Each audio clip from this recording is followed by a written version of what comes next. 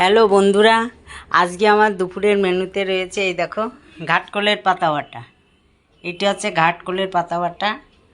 ঘাটকলের পাতা কীভাবে বাটি আর তোমাদের অনেক দিনই বলেছি। কালো জিরে, কাঁচা লঙ্কা তেলে দিয়ে ভেজে আর রসুন তেলে দিয়ে ভেজে নিয়ে ঘাটকলের পাতাগুলো দিয়ে একদম একটু ভাজা ভাজা করে নিয়ে মিক্সি মেশিনে পেস্ট করে সর্ষের তেল মাখিয়ে রেখে দিই। এই দেখো সর্ষের তেল কীভাবে বেয়ে গেছে। এই হচ্ছে ঘাটকলের পাতা বাটা। আর করেছি কলমি শাক। কলমি শাক ভাজা করেছি, তোমার রসুন আর কালো জিরে কাঁচা লঙ্কা ফোড়ন দিয়ে তেলে কলমি শাকগুলো দিয়ে নুন মিষ্টি পরিমাণ মতো দিয়ে এই কলমি শাকটাকে ভেজেছি। এই হচ্ছে কলমি শাক ভাজা। আর করেছি এই যে কাঁকরোল ভাজা, আর রয়েছে বেগুন ভাজা, আর রয়েছে কুমড়ো ভাজা। এগুলো রয়েছে আজকে ভাজা। আর রয়েছে ডাল রয়েছে চালতের ডাল। এই যে তোমার সর্ষে আর শুকনো লঙ্কা ফোড়ন দিয়ে নুন মিষ্টি পরিমাণ মতো দিয়ে এর ভিতর, যেহেতু টক ডাল একটু মিষ্টির পরিমাণটা আমরা বেশিই দিই। এই হচ্ছে টক ডাল। আর এই চালতের ডালটা আমরা প্রায়ই খেয়ে থাকি। এই চালতের ডালটা ভীষণ ভালো লাগে আমাদের।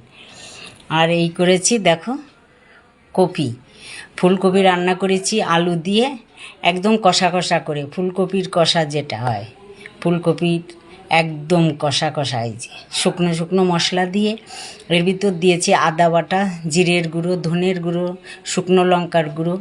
এগুলো দিয়ে ফুলকপিটাকে একদম কষিয়ে ভেজে নিয়ে, ফুলকপিটাকে আগে আলু ফুলকপি একসঙ্গে ভেজে নিয়ে তার ভিতর মশলাগুলো দিয়ে কষিয়ে সামান্য জল দিয়ে চাপা ঢাকা দিয়ে 5 থেকে 7 মিনিট পরেই ফুলকপি, এই দেখো এরকম গোটা গোটা ফুলকপি থাকলে খেতে সুন্দর লাগে। ফুলকপিগুলো ভেঙে ভেঙে গেলে ভালো লাগে না। আবার আর একটা করা যায়, ফুলকপির ঝোলও করা যায়, কিন্তু আজকে আমি যেহেতু ডাল রয়েছে, ডালের পাতে ফুলকপির কষাটাই ভালো লাগবে। আর নামানোর আগে ঘি গরম মশলা দিয়ে এই ফুলকপিটাকে আমি নামিয়েছি। এই দেখো এই ফুলকপিটাই যেরকম হয়েছে।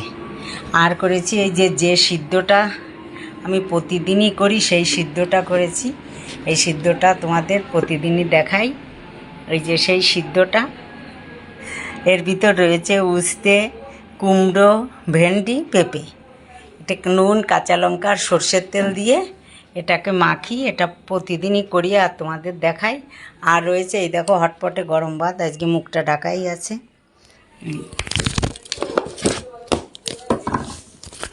এই দেখো রয়েছে হটপটে গরম ভাত, মুখটা খুলেই দেখালাম।